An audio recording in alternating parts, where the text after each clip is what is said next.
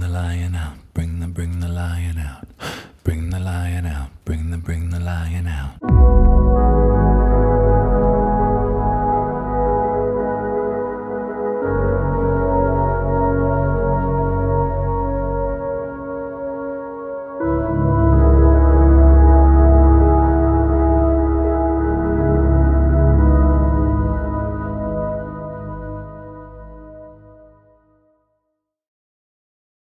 Hello Pisces, welcome to your horoscope for the full moon in Leo. This is happening on February the 6th at 5:30 a.m. if you're in the southern hemisphere with me. So, we know that Leo leads from the heart. We know that Leo has a sense of pride and confidence about themselves. We know that the sun rules Leo. So there's a vibrancy and a vitality and a kind of blinding confidence about Leo. And in a Pisces rising birth chart, Leo rules the 6th house, which is where we find an active rhythm in our day-to-day. There's something kind of ritualistic about the 6th house. There's something very related to our body and our ecosystem in our physicality, our health. There's something to do with the animal kingdom too. So it's kind of like the areas in life that have different ecosystems and different sorts of rhythms as well. I keep on saying the word rhythm, but I think it's probably a really good one for the 6th house. So in that sense, there's a relationship with the Leo principles to the 6th for a Pisces rising. There's something about a kind of pride in work, pride in rhythm, pride in ritual, and there's something really confident about that, as syncopated as that rhythm might be. I definitely know that Pisces sort of dance to the beat of their own drum in a lot of different kinds of ways. And I think that probably if we can sew in the pride of the lion to that difference, then we'll be just fine. Yeah. So at a full moon, what do? We feel it, we allow the emotions to wash through us, and we release, we let go what can't help us anymore, and we celebrate what we've managed to achieve, what we've managed to make real out of nothing with our magic. So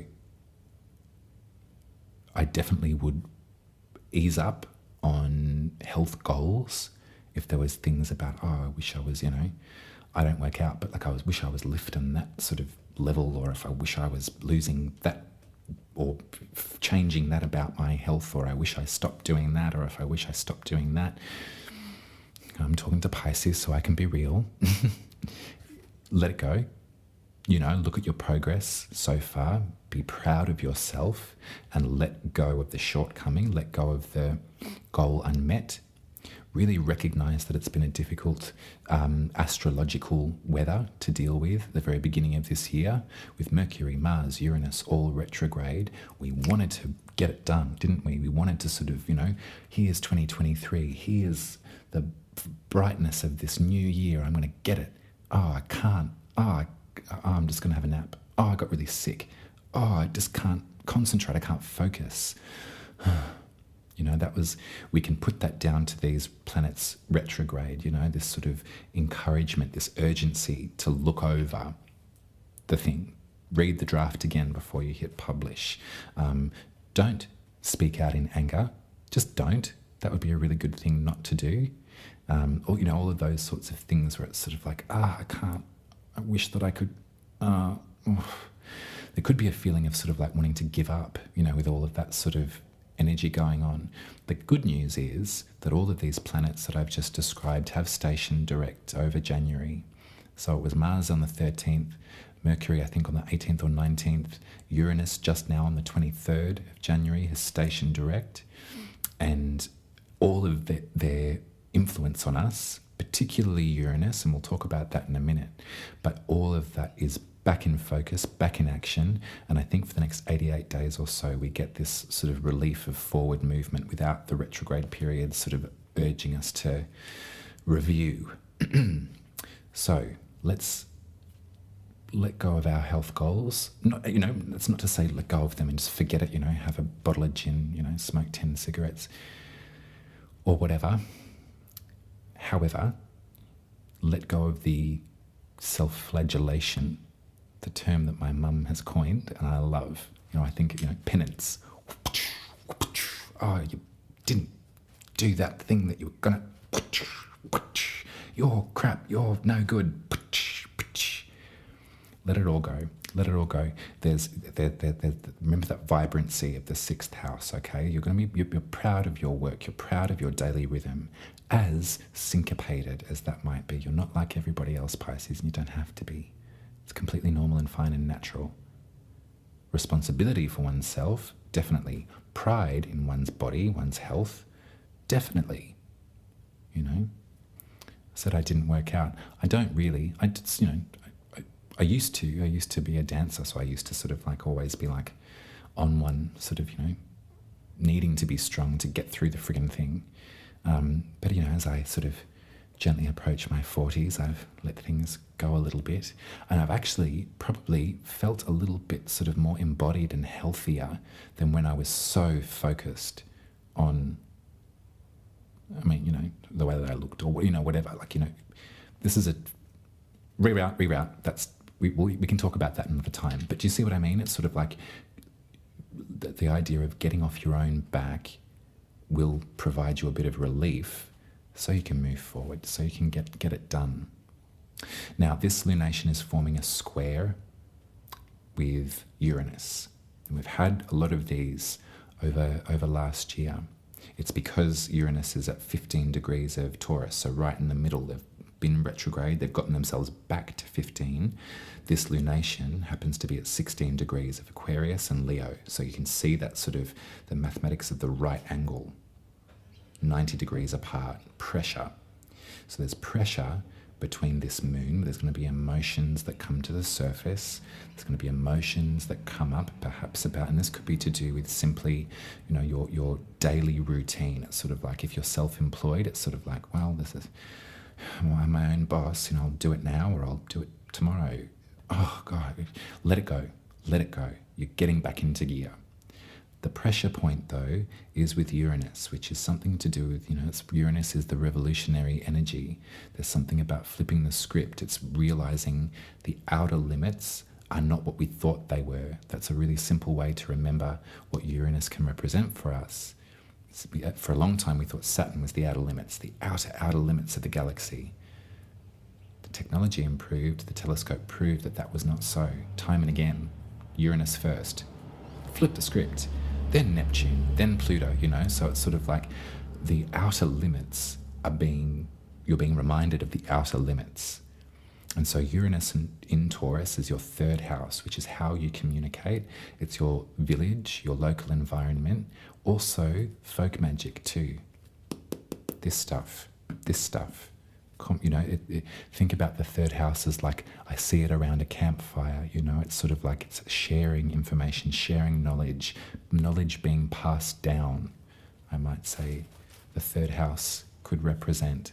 There's something sort of, another ritual sort of feeling too. But rather than, I think sometimes the ritual of the sixth can be overwhelming. It can be sort of like, I put myself into this headspace to get through this task. Whenever I think of the sixth house, I always think of how on earth they built the pyramids. It's beyond me. I'm too, what am I?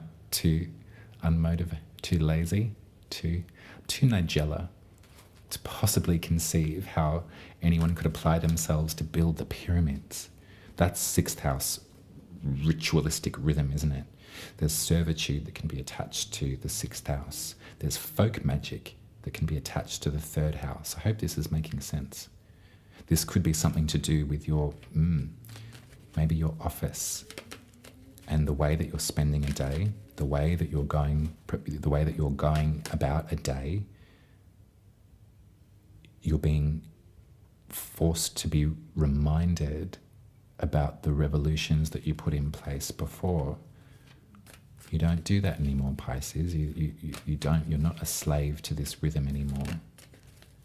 You're setting out to find autonomy, to revolt against the systems that used to hold you back, or that used to make you feel bad for yourself because you were too hippy-dippy or too away with the fairies to really focus. I think there's something about focus in Pisces that can be really difficult to achieve when confronted with criticism. So how are you revolutionizing your folk magic space, your magical practice? There's another square that's happening. This time it's between Venus, who has entered Pisces, so you might be feeling a little bit of extra special romance and sweetness and sensuality in your essence lately. It won't last forever. Venus takes a couple of weeks to get through each sign, but Venus in Pisces is a really beautiful, lovely energy. Venus is what they call exalted in Pisces, so they're a really great help and support. They can read the Pisces room. Venus is the planet of beauty and love and pleasure and sensuality. They know they can get into Pisces. They love that psychedelia, They are at 12 degrees of Pisces and they're squaring, guess who? Mars in Gemini. So all of this butch frustration, this anger, that maybe has been brewing in the fourth house, the house of the home, the house of roots and ancestry, this sort of feeling of displaced that we've discussed before, homelessness that we've discussed, that I said. It's sort of like, I live here, but I don't belong here. All of that kind of thing. There's a square, so it's pressure. But I got to say, Venus pulls rank, the femme pulls rank over the butch in this particular scenario. So allow some of that sensual embodiment, or allow yourself to embody the sensuousness of Venus. And hopefully that will sort of help salve some of this aggression in your feeling of being out of place or being, not welcome or tetherless. Hopefully there's something in your Piscean sensibility that can really lock into the sensuality of Venus. It's funny as I read this because I've got some lovely tarot cards that are just really agreeing with me. I'll be honest with you, Pisces. Yes. I think Uma's done pretty well this time around. Let's have a look.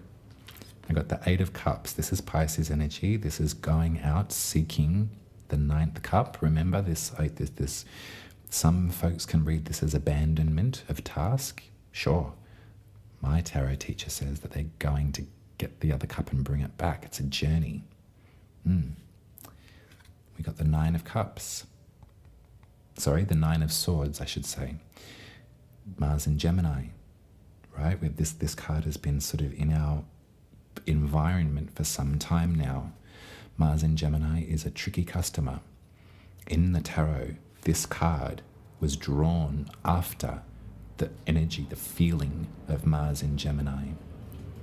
There's a blog post on my website on the Glory Box tab, which is like a collection of writings. I release them every changing of the zodiac season, but it's a little essay, a little further to the idea of what Mars in Gemini might mean.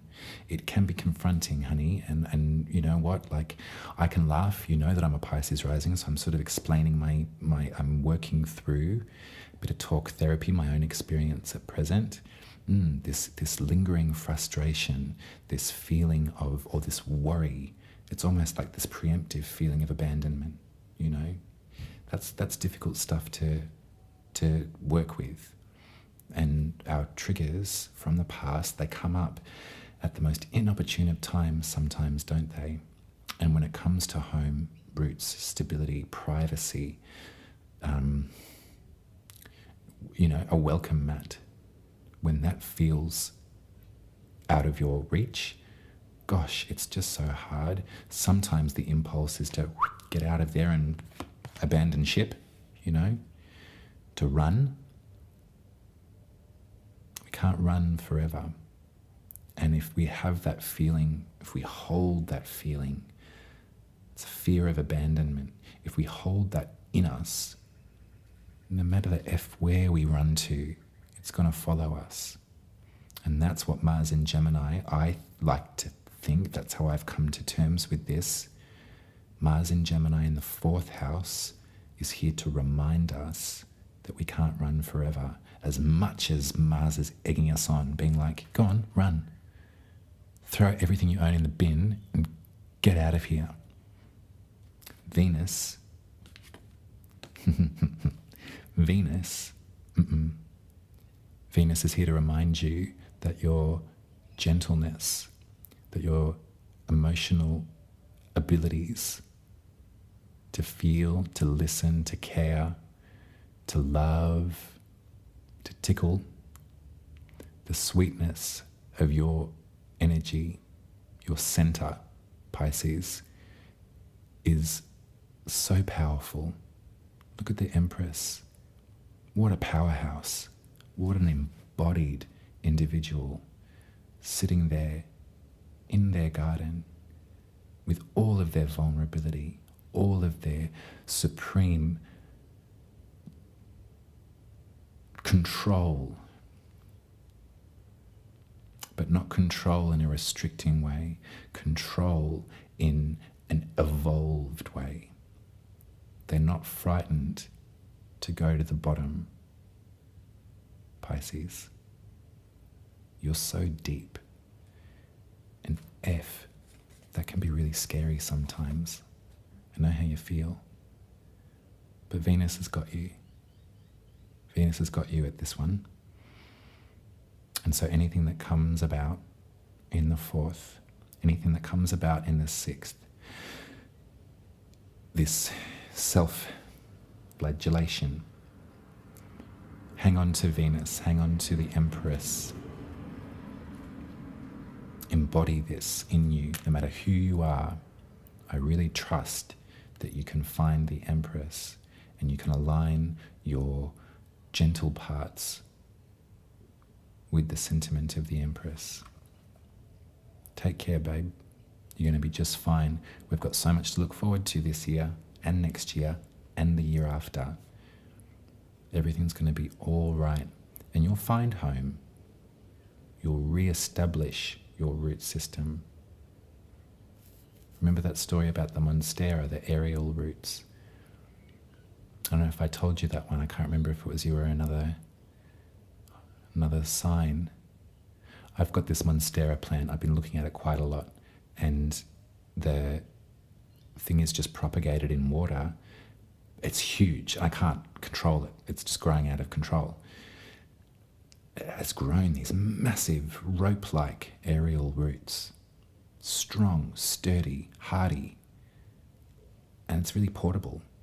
I could put that thing in the back of the car and drive it anywhere. Those roots, that root system, ain't going anywhere.